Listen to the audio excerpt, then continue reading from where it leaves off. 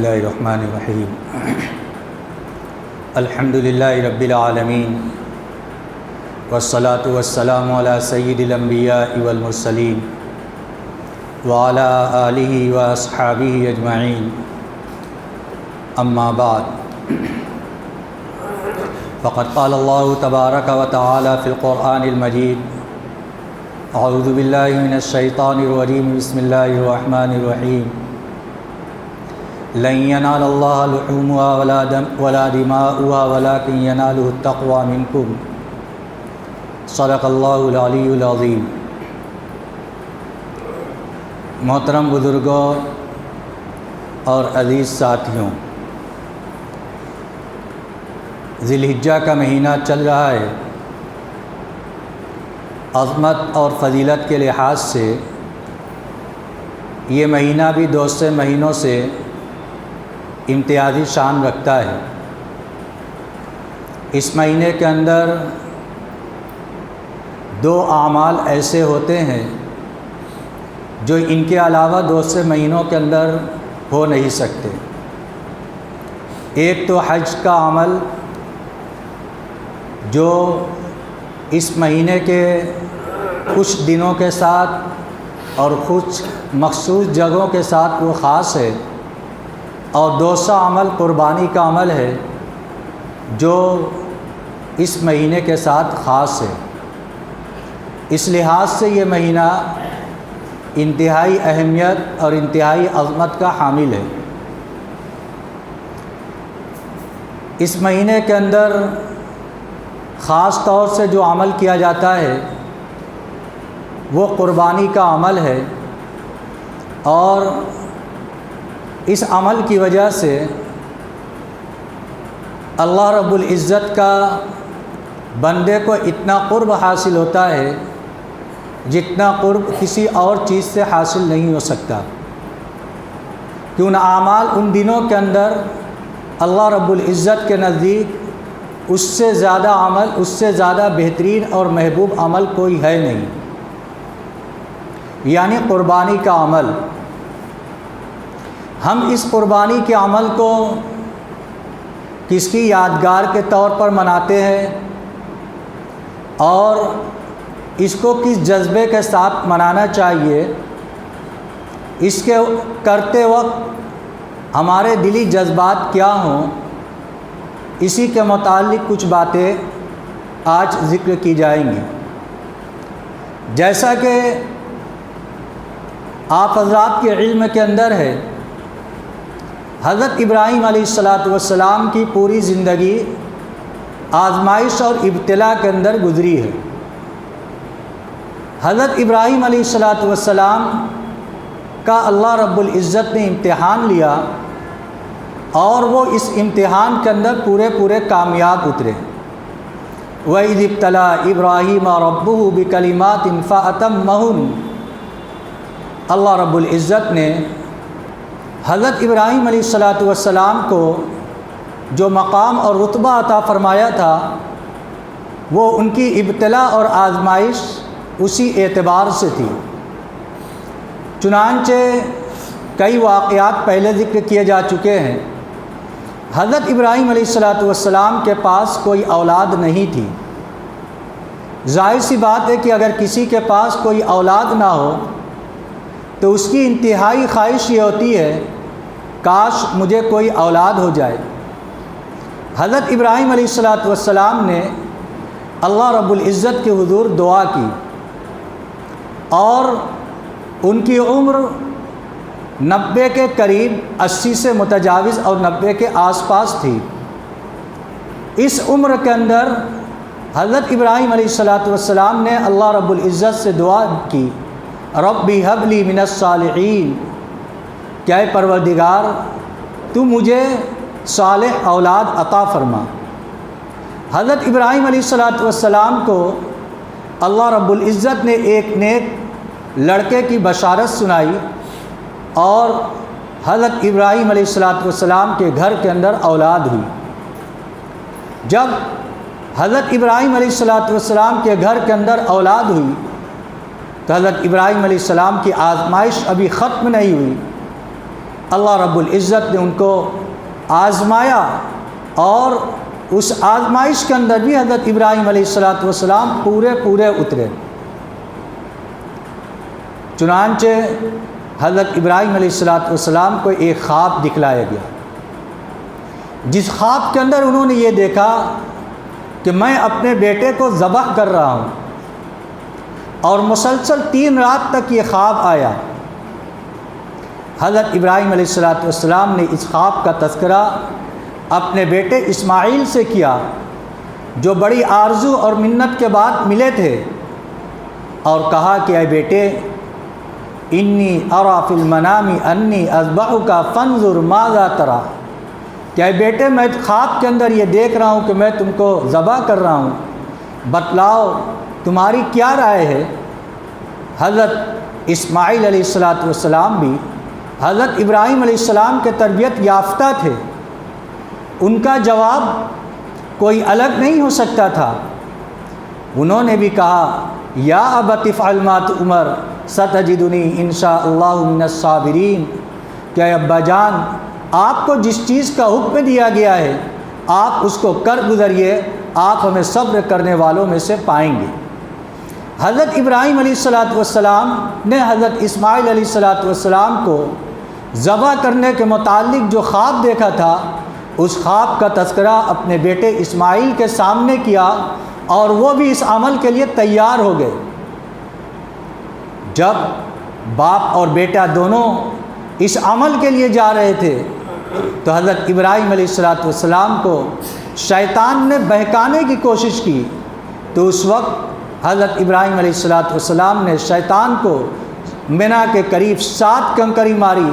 جس جگہ ماری اس جگہ شیطان دھس گیا۔ چنانچہ 3 جگہ شیطان نمودار ہوا، اور تینوں جگہ حضرت ابراہیم علیہ السلام نے اس کو کنکری ماری، اور وہ شیطان زمین کے اندر دھس گیا۔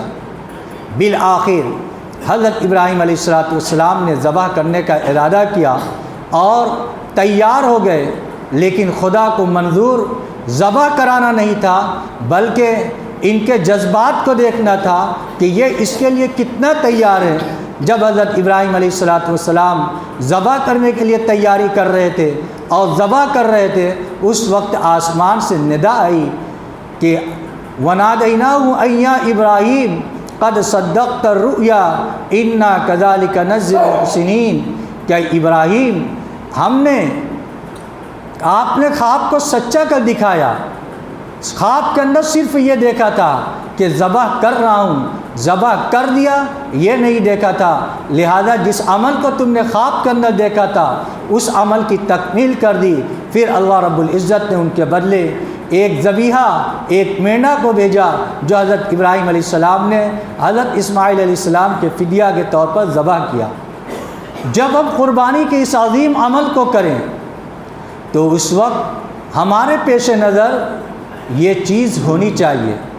صحابہ کرام نے پوچھا تھا اے اللہ کے نبی ما هذه الاضاحی یا رسول اللہ، اے اللہ کے رسول اس قربانی کی حقیقت کیا ہے؟ قال یا سنت ابیکم ابراہیم، حضرت نبی اکرم صلی اللہ علیہ وسلم نے ارشاد فرمایا کہ یہ تمہارے جد امجد حضرت ابراہیم علیہ السلام کی سنت ہے اور ان کا طریقہ ہے، وہ ان کے زمانے سے چلا آ رہا ہے۔ پھر پوچھا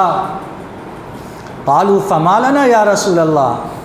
کہ جب حضرت ابراہیم علیہ السلام کا یہ طریقہ ہے اور ہم اس عمل کو کریں گے تو ہمیں اس پر کیا ملے گا؟ اللہ کے نبی صلی اللہ علیہ وسلم نے ارشاد فرمایا بِكُلِّ شَعْرَةٍ حَسَنَةٍ، ہر بال کے بدلے ایک نیکی ملے گی۔ دیکھیے جانور کے جسم کے اوپر کتنے بال ہوتے ہیں، آدمی ان کو شمار نہیں کر سکتا۔ اسی طریقے سے ایک جانور کے ذبح کرنے پر، ایک جانور کی قربانی کرنے پر جو اجر اور ثواب ملتا ہے آدمی اس کو شمار نہیں کر سکتا، وہ بے انتہا ملتا ہے۔ لہذا اس کے بعد صحابہ کرام نے پوچھا کہ کچھ جانور ایسے ہوتے ہیں جن کے جسم کے اوپر بہت بال ہوتے ہیں،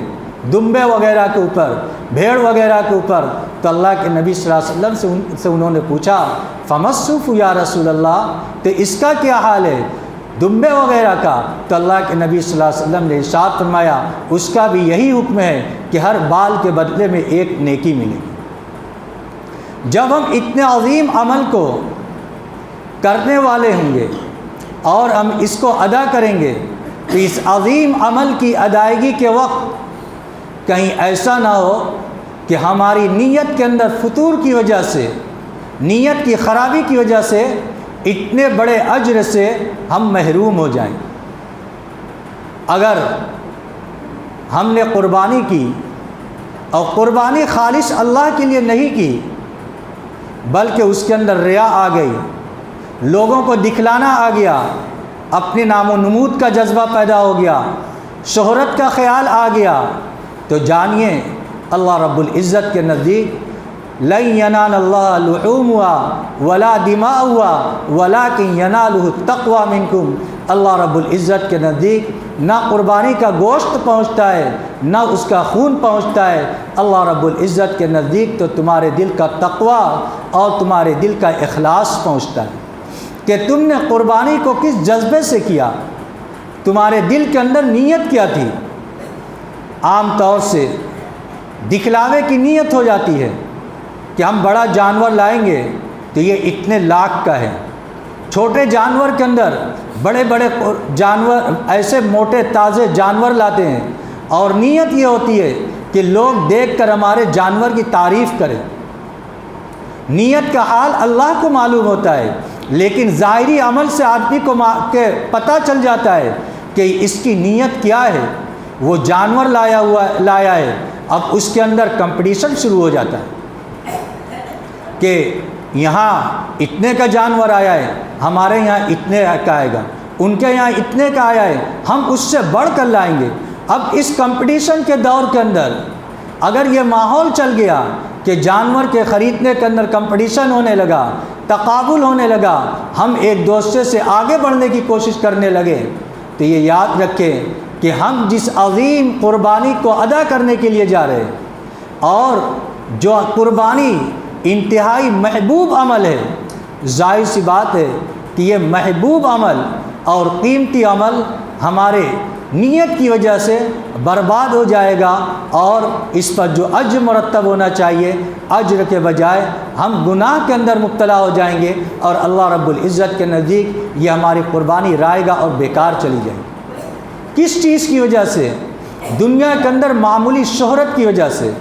دنیا کے اندر نام و نمود کی وجہ سے، دنیا کے اندر دکھلانے کی وجہ سے ہم یہ جذبات اپنے دل سے نکال دیں۔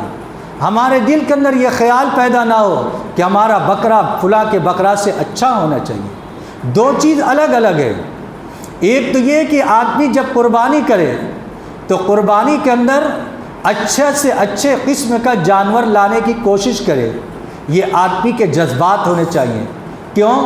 اس لیے کہ ہم اللہ کے لیے ایک عمل کر رہے ہیں، ہمارا زیادہ سے زیادہ مال اس کے اوپر لگ جائے، اچھا سے اچھا جانور ہماری جانب سے اللہ کے حضور پیش کر دیا جائے، یہ انسان کے جذبات ہونے چاہیے۔ اور دوسرا جذبہ کہ ہم اچھا اس لیے لائیں تاکہ لوگ دیکھ کر تعریف کریں، تو یہ عمل غلط ہے۔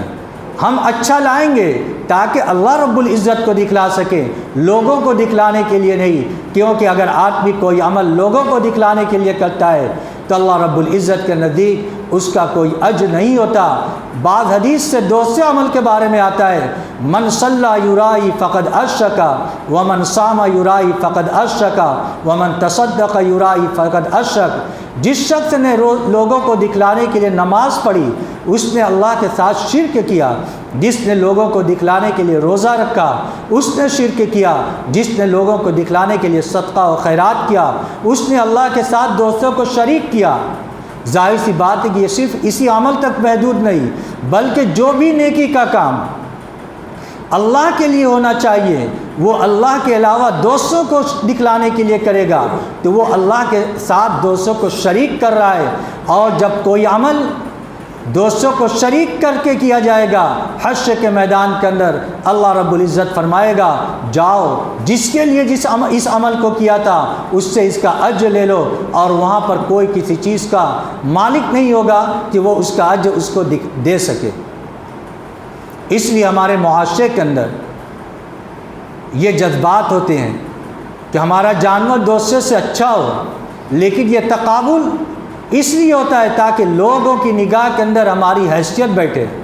لوگوں کی نگاہ کے اندر ہمارے جانور کی قیمت معلوم ہو، اور لوگ سمجھے کہ انہوں نے قربانی اتنی مہنگی کی۔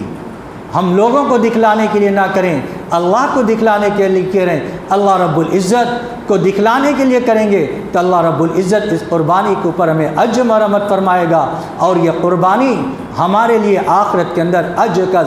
ذریعہ بنے گی۔ اس لیے ہم جو بھی قربانی کریں، چاہے چھوٹے کی کریں یا بڑے کی کریں یا دونوں کریں، اپنی نیت کو خالص اللہ کے لیے کریں، اللہ کے علاوہ کسی کے لیے نیت نہ ہو۔ ماحول جب بنتا ہے تو بڑے سے بڑے لوگوں کی نیت پھسل جاتی ہے، دل کے ارادے تبدیل ہو جاتے ہیں۔ ہم اس وقت اپنے دل کو سمجھائیں، نہیں ہم یہ قربانی کس کے لیے کر رہے ہیں؟ جب ہم اللہ کے لیے کر رہے ہیں تو اپنے اس اجر کو ضائع اور برباد نہ کریں۔ دوسری چیز، ایک ہے قربانی کی اصل، ایک ہے قربانی کی صورت۔ قربانی کی صورت ظاہری یہ ہے کہ ہم ایک جانور کو ذبح کر رہے ہیں، ہم ایک جانور اللہ کے نام پر قربان کر رہے ہیں، اس کے خون کو بہا رہے ہیں، اور اس یقین کے ساتھ کر رہے ہیں کہ حدیث کے اندر آتا ہے کہ قربانی کے ایام کے اندر اللہ رب العزت کے نزدیک خون کے بہانے سے زیادہ پسندیدہ عمل کوئی نہیں، لہذا ہم اس عمل کو اس بنیاد پر کر رہے ہیں کہ اس سے زیادہ قرب کا ذریعہ قربانی کے ایام کے اندر کوئی نہیں۔ اس کی ایک شکل ہے، ایک صورت ہے جو جانور کو ذبح کر کے ادا کی جاتی ہے۔ دوسری اس کی روح ہے کہ قربانی کی روح کیا ہے، کہ آدمی اس قربانی کے ذریعے سے اس کا مقصود کیا ہوتا ہے۔ کیا قربانی کے ذریعے سے صرف جانور کے خون کو بہانا مقصود ہے؟ نہیں، اس کے ذریعے سے آدمی کے دل کے اندر یہ جذبات ہو کہ حضرت ابراہیم علیہ السلام نے اپنے بیٹے حضرت اسماعیل علیہ السلام کے ذبح کرنے کا طریقہ اختیار کیا اور ذبح کر رہے تھے، اللہ رب العزت نے ان کے فدیے میں مینڈے کو بھیج دیا، جو مینڈا حضرت اسماعیل علیہ السلام کا فدیہ تھا۔ آج ہم جو قربانی کر رہے ہیں اپنی جان کے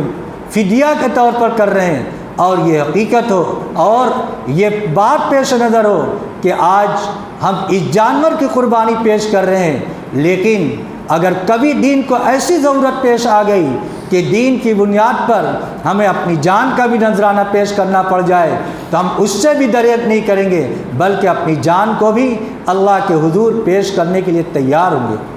قل ان صلاتی و نسکی و محیای و مماتی للہ رب العالمین لا شریک لہ وبذالک امرت وانا من المسلمین، کہ آپ کہہ دیجئے ان صلاتی کہ بے شک میری نماز، و نسکی اور میری قربانی، اور میری زندگی اور میری موت سب کے سب اللہ کے لیے، میری زندگی اور موت کا مالک اللہ ہے، رب العالمین جو سارے جہان کا رب ہے۔ جب اللہ کے لیے سارے جہان کا رب ہے تو جب وہ مالک ہم سے کی جانب سے تقاضا آئے گا جان کی قربانی دینے کا تو ہم اس وقت اپنی جان کو بھی قربان کرنے کے لیے تیار ہوں گے۔ جب ہم جانور کی قربانی پیش کریں تو اس وقت ہمارے دل کے یہ جذبات ہونے چاہیے،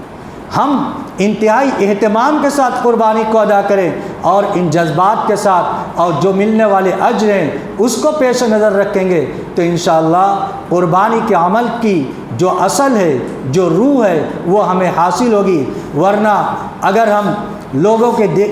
دیکھی دیکھا معاشرے کے اندر جو چیز رائج ہیں کہ دیکھی دیکھا قربانی کے اندر چل گئے تو ایک دن آئے گا ہم بھی اپنے جانور کی قربانی کر دیں گے، لیکن اس کے خواہش مند رہیں گے کہ لوگ یہ کہیں کہ تمہارا جانور بڑا اچھا تھا، تمہارا جانور بہت اچھا ہے، ایسی قربانی کسی نے نہیں کی۔ اس تعریف کی بنیاد پر ہمارے سارے اجر ضائع ہو جائیں گے۔ اللہ رب العزت ہم سب کو ان سے بچنے کی توفیق عطا فرمائے اور اصل طریقے سے اللہ کے لیے قربانی کرنے کی توفیق عطا فرمائے۔ وآخر دعوانا الحمد للہ رب العالمین۔ اعلان سماعت فرما لیں۔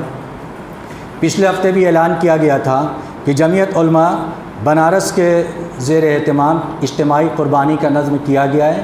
جس کے اندر قربانی کے نام نوٹ کرانے کی آخری تاریخ 7 ذی الحجہ ہے۔ اس لیے جو خواہش مند حضرات ہیں، انصار نگر کے اندر مولوی ریحان نجمی، اشفاق نگر کے اندر مولانا عمار یاسر صاحب، مدن پورہ کے علاقے کے اندر مفتی ابو صالح صاحب اور مالتی باغ کے علاقے کے اندر مولانا محمد قاسم صاحب کی جو کپڑے کی ریڈی میڈ کی دکان ہے، وہاں پر اپنے نام کا اندراج کرا لیں۔ اس کے علاوہ مدرسے کا ایک اعلان ہے۔ آپ حضرات کو بخوبی علم ہے کہ عید الاضحیٰ کی چرب قربانی سے آپ کے ادارے کی بہت بڑی ضرورت پوری ہوتی تھی، لیکن کھال کی قیمت کم ہوتے ہوتے اب اس مقام پر پہنچ گئی ہے کہ اب کھال سے نفع اٹھانا مشکل ہو گیا ہے۔ باوجود اس کے کھال کا نفع تقریباً ختم ہو گیا ہے۔ ادارے نے آپ کے گزشتہ تعاون کو سامنے رکھتے ہوئے کھال کو وصول کرنے کا نظام بنایا ہے، لیکن موجودہ حالات میں ہمارے پاس افراد نہیں ہیں کہ آپ کے گھر سے کھال اٹھا سکیں، لہذا آپ حضرات سے درخواست ہے کہ اپنی کھال اپنے علاقے کے مقررہ مقام پر پہنچانے کا اہتمام کریں، جن کی تفصیل مندرجہ ذیل ہے۔